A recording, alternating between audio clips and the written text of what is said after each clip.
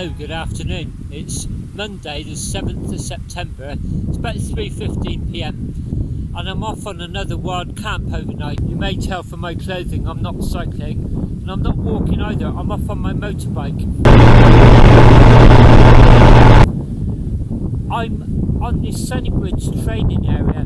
It's the area that I visited on my smallest town in Britain, 300-kilometre Audax, a couple of months back as I was preparing for the 600. On that ride, it was a very hot day, and also I had to keep my eye on the time because of the Audax time allowance, but I spotted a place where I really fancy camping. In case you haven't seen that film of mine, or just to remind you if you have, the geography is, if you head north from Brecon towards Builth Wells on a B road, and you'll pass through Lower and then Upper Chapel, and soon after Upper Chapel you turn left onto the what they call the Sunnybridge training area. It's also an area of fantastic wildlife as well, and this is a little visitor centre.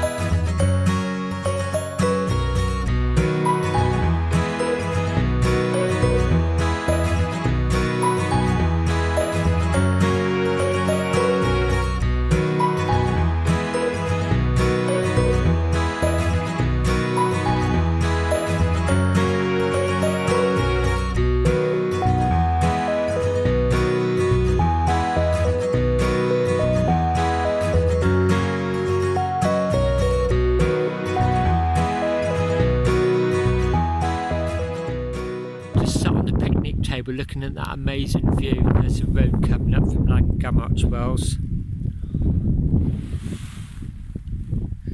and coming from that direction this would be the summit.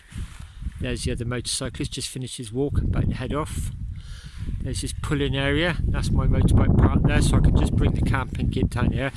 I'm probably going to use that stone monument with the information board on and the long grasses to try and give myself a bit of shelter from the wind. It's fairly tucked away here, so it should be okay.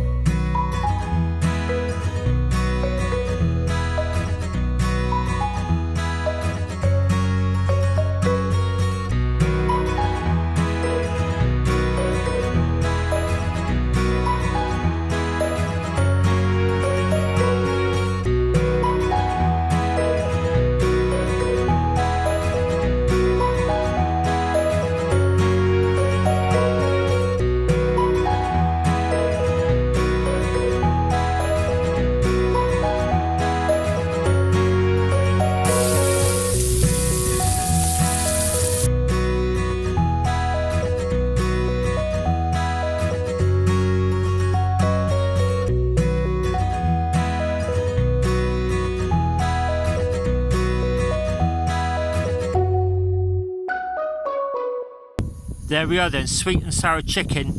I'm just boiling some water so I can rinse that pan out with some soapy water. My second bottle of beer. And now half a view left. I'm loving this, I really am actually. It feels very wintry. Visibility is now about 100 metres I would say up here. It's quite bleak. Everything's so much harder in bad weather conditions. I'm having to weigh everything down to stop it blowing away. I've just done all my washing. It's now 7:25 and the mist has really dropped. It's quite barren and bleak up here, very atmospheric. This is the view looking down in the valley, which was quite impressive when I first arrived. You cannot even see past the first little ridge now. You cannot even see the cars coming up that long road cut into the edge of the hillside. You cannot see the lights coming up either.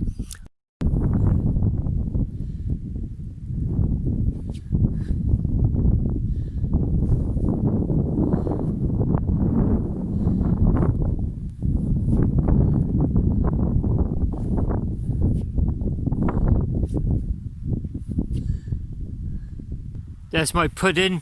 It's Co-op apricot halves, full tin there. That's going to last me at least an hour and a half, I think. My second bottle of Kronenberg.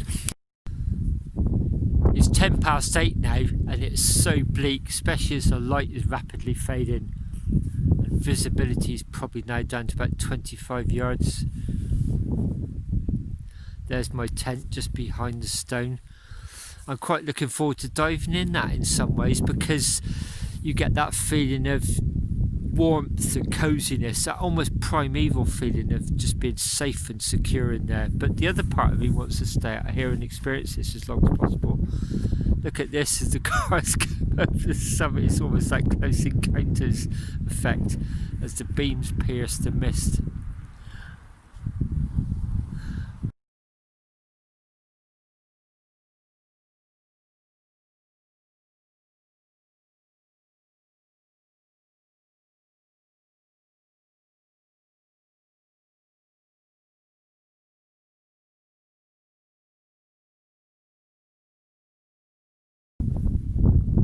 There's my tent all lit up with the LED, looking very cosy. I'm just about to dive inside.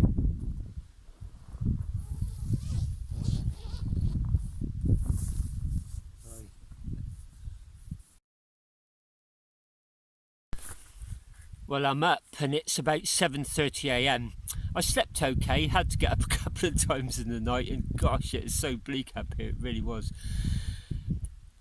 The plan now is to do myself a breakfast. I've got some sausages, bacon, some mushrooms, have a couple of cups of coffee, and then pack up. I'm going to be packing up in the wet, that's for sure. Then drive down into Mynedd Wells. There's some toilets down there, and also want to have a quick look around. I always seem to be rushing through there when I'm cycling, so I'd quite like to have a look around. And then I'm going to replicate the journey I did on the 300 recently, where I came over the ranges this way, dropped into Mynedd for lunch, and then came back over the ranges before dropping down to Llwch near Sunnybridge. So I'm going to do that later on today.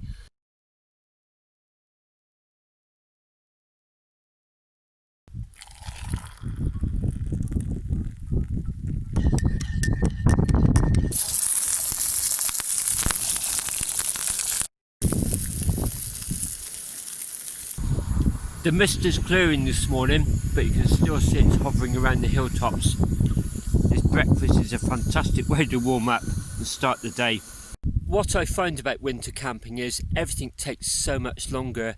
Just basic things like changing in the tent, just weighing everything down as you're cooking. If you have to pop back to the tent to pick anything up, trying to keep things dry, it just, the time is just unbelievable where it goes.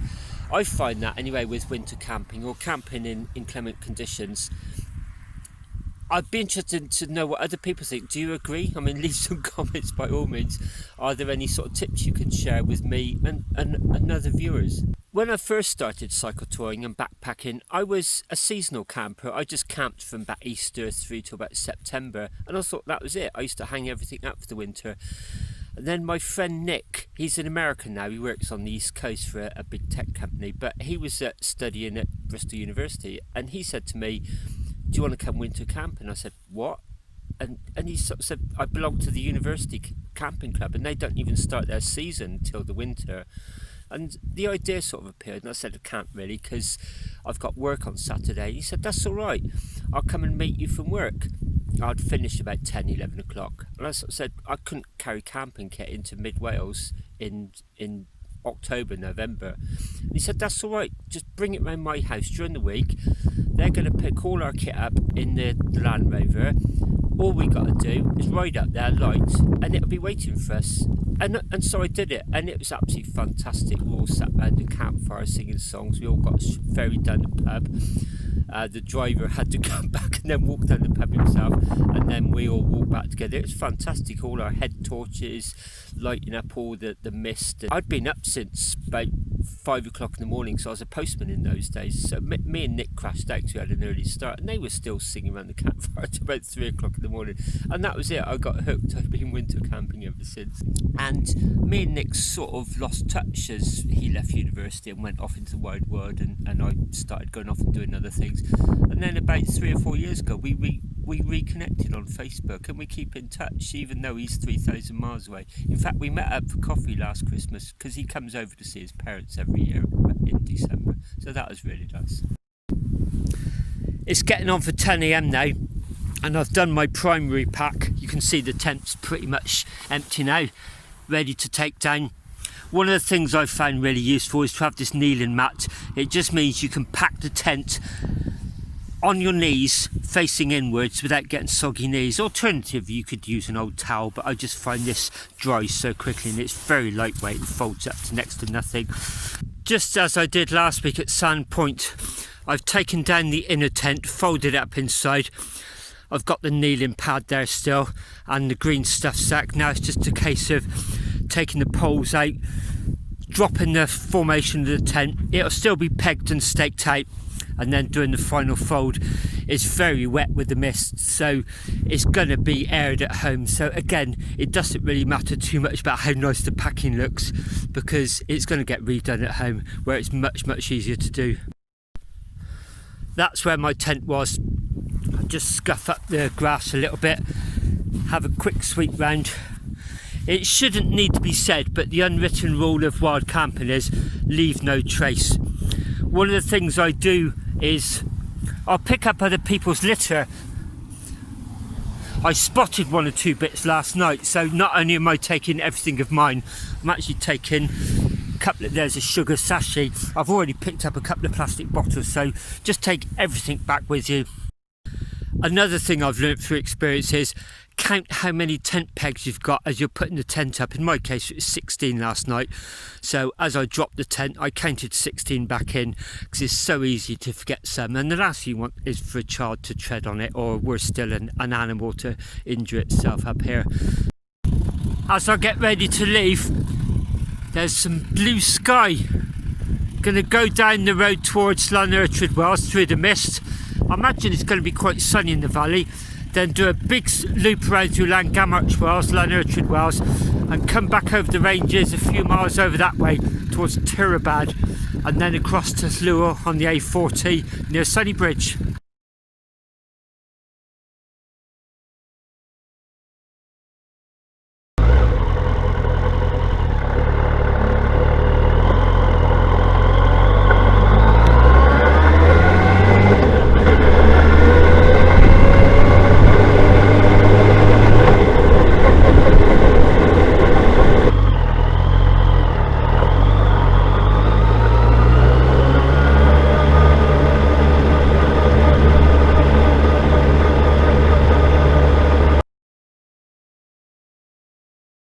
I've now stopped off at Mynedd Wells. It claims to be the smallest spa town in Britain, although that claim is contested by somewhere in Kent. But I wanted to just walk about 100 yards away from the main road and just check this out. It's a Stonecroft Inn, but part of it is actually an independent youth hostel. You can see the sign there, Stonecroft Hostel.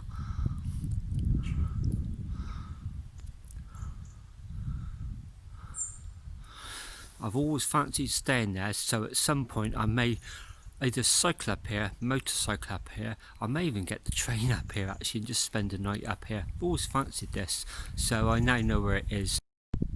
I've just ridden from Mynedd Wells through Tirabad, I think that's how you pronounce it. There it is on the signpost over there. And then I took a left there over the river Irfon, and I've climbed up steeply onto the military ranges. Here we are.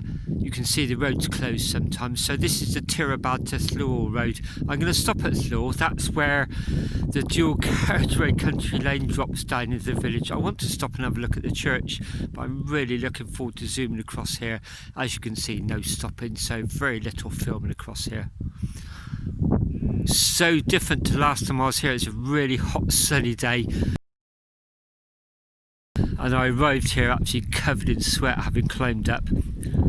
Today very, very different.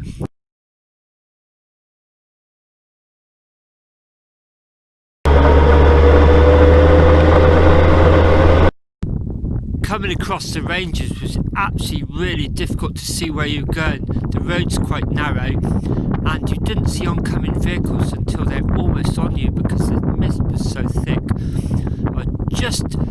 As I approached this cattle grid at the end of the ranges, before I dropped down to Llywel, there's the dual carriage country lane. It just suddenly cleared the mist. You can see about half a mile now in front. Most of that 6 or 7 miles across there, visibility was probably about 100 metres maximum. I'm now at the bottom of the hill and you can see the clearly defined dual carriageway country lane. It's really steep coming down there. But I'm going to go in and have a look at Llywel Church now, if I can get inside. Or if not, I'll just have a wander around the graveyard. It's a lovely location just before I join the A40.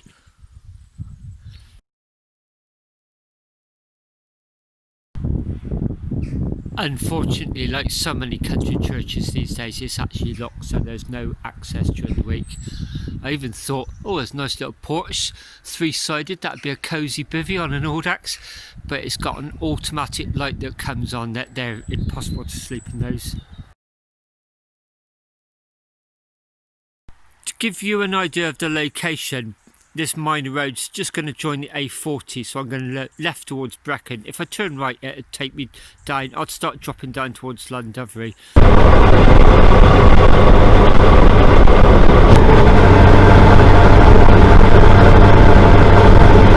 I've just motorcycled over the road between Usk and Chepstow, and I've grovelled over that climb so many times over the years on a push bike. It's really nice just to open the throttle and sort of go across it. And actually on a motorbike you hardly notice a gradient. In fact you notice it more coming down than going up. So I'm about 30 miles from home. I'll just soon be crossing over the Severn Bridge, the old Severn Bridge, the M48 now bridge, and then heading home. So I'll finish the video here as usual. Thanks so much for watching and until next time.